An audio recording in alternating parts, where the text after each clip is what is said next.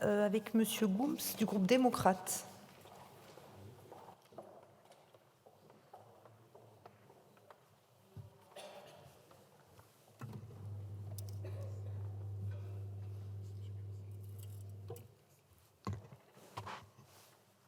Madame la Présidente, Monsieur le Président Bourlange, Madame la rapporteure, chers collègues, permettez-moi de vous inviter à un petit voyage dans le temps et dans l'espace.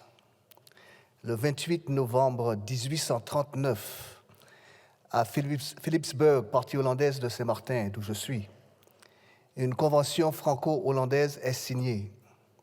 Cette convention fait référence au traité de partage de cette île qui a été signé le 23 mars 1648 au nom du roi de France et du prince d'Orange et État de Hollande, comme ce pays s'appelait à ce moment-là. Ce traité de partage organisait en même temps le concept de ressources communes aux deux parties et de libre circulation des personnes et des biens, une sorte de préfiguration de l'Union européenne d'aujourd'hui. Au cours de ces temps anciens tumultueux, le siège du gouverneur pour les colonies hollandaises était situé au Suriname, en Amérique du Sud, puis à Curaçao, situé au large des côtes du Venezuela. Le siège du gouverneur pour les colonies françaises était situé d'abord à Saint-Christophe, puis à la Martinique et en Guadeloupe. C'est dire que nos deux pays se fréquentent dans la Caraïbe, plutôt en bonne intelligence depuis plus de 350 ans.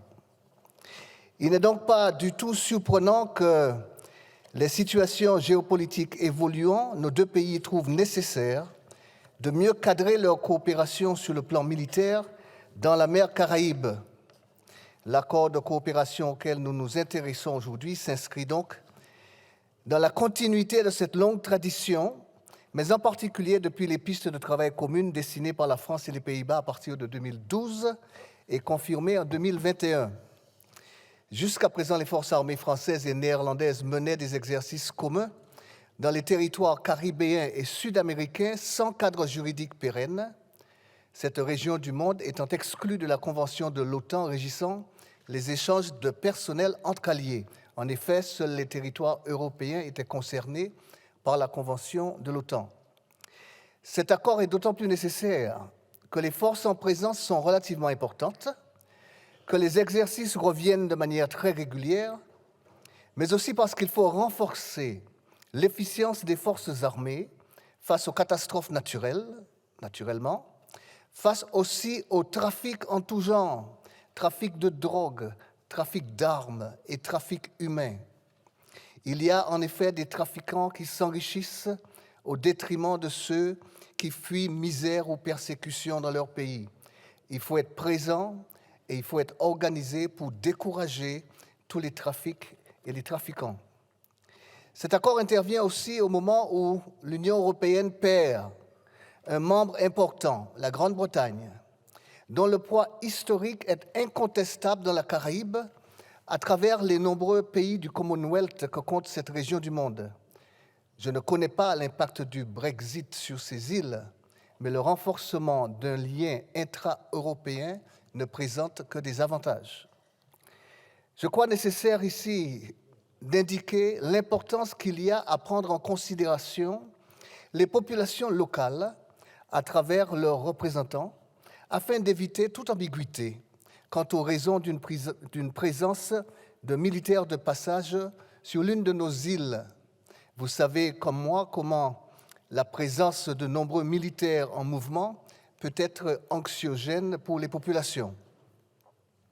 L'accord que nous examinons revêt également une importance notable du fait de l'interdépendance évidente des territoires et îles de la Caraïbe et de la nécessaire coopération dans des temps difficiles, comme votre rapport le démontre, notamment à propos de l'exemple de l'ouragan Irma de 2017. Notre groupe tient à saluer la discussion plus large qu'il ouvre dans l'objectif d'aboutir à la signature d'un accord cadre de défense en 2024. Le principe d'un tel accord cadre ayant été réaffirmé lors de la visite en France du Premier ministre néerlandais en 2022. En mars 2022, notre groupe est attaché à la construction européenne et à l'autonomie stratégique de l'Union européenne et nous ne pouvons donc que nous réjouir de voir nos États coopérer directement sur ces questions essentielles de défense. Nous soutiendrons et nous voterons évidemment pour ce projet de loi. Je vous remercie de votre attention. Je vous remercie. La parole est à Madame Cocher du groupe Horizon et Apparentés.